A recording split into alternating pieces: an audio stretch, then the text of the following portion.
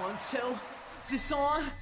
The Superkick is today one of wrestling's most popular moves. Watch any mainstream wrestling promotion and you're bound to see multiple wrestlers using the move in a match.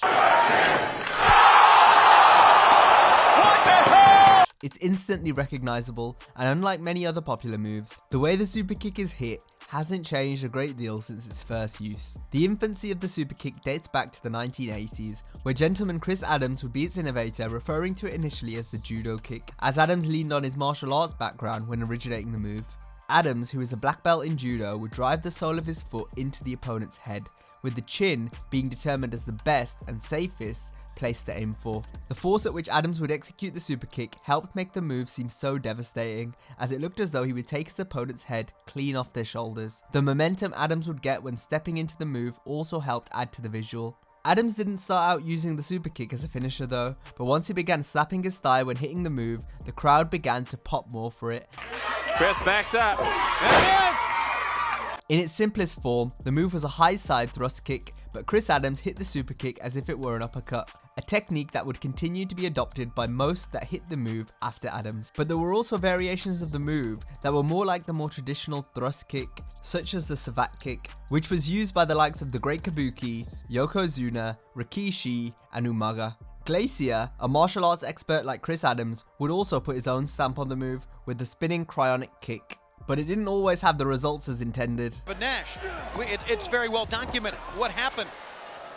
There's the cryonic kick. Nevertheless, it would be Shawn Michaels who would later come to popularize the Superkick after seeing how well it worked for Adams. Seen it from Chris Adams. He just started doing it in matches, and I thought, well, that's awesome. So it's one of those things you incorporate, and then when Marty and I got together, we're doing double ones. A rocker set up to the ropes.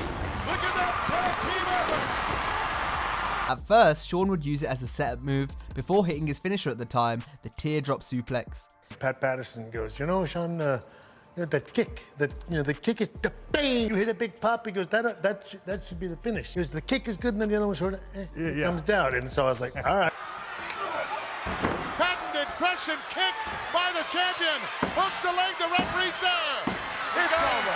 By the summer of 1993, HBK would make the Superkick his exclusive finishing move, with it first being referred to as chin music. On Radford's sternum.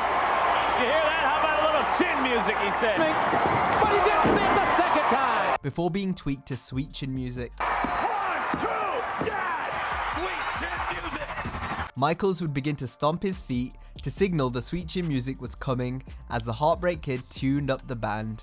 The sweet chin music would earn Shawn much success over the next few years, as it became one of the most famous finishers in wrestling. Shawn's version of the Superkick differed from Adams and the savate kick, as Michaels would lean away from the target to reduce his thrusting power, and thus the power of the kick, doing so in order to protect his opponent from being kicked hard in the face. However, martial arts specialists such as Eric Bischoff were not fans of HBK's technique. That was just a horseshit super kick. When all of your body weight is leaning away from your intended target, that ain't a kick. Leaning way back where your head's about 8 inches off the mat while you're kicking up in the air, you couldn't crack a fucking egg with that kick. Hurt, but he's back. In WWE, the move would largely only be allowed to be used by Shawn, bar a few exceptions. Oh, and a kick right to the jaw. 99. But this would begin to change following Michaels' retirement, as we would begin to see more wrestlers making the Superkick a part of their moveset. But interestingly, it wasn't being used as a finisher anymore. The use of the move would actually become far more common outside of the WWE, as the Young Bucks made it a staple of their arsenal, with Superkick parties being featured in many of their matches.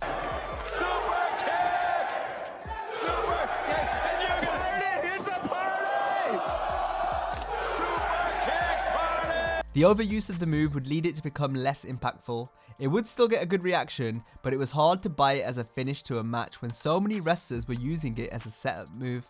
The most abused move in wrestling today is a super kick. Yeah. Guys are they're probably going to be pissed at themselves a couple years, 3 years down the road when all of a sudden a super kick is no more than a clothesline. Man, mirror images in the pump fake.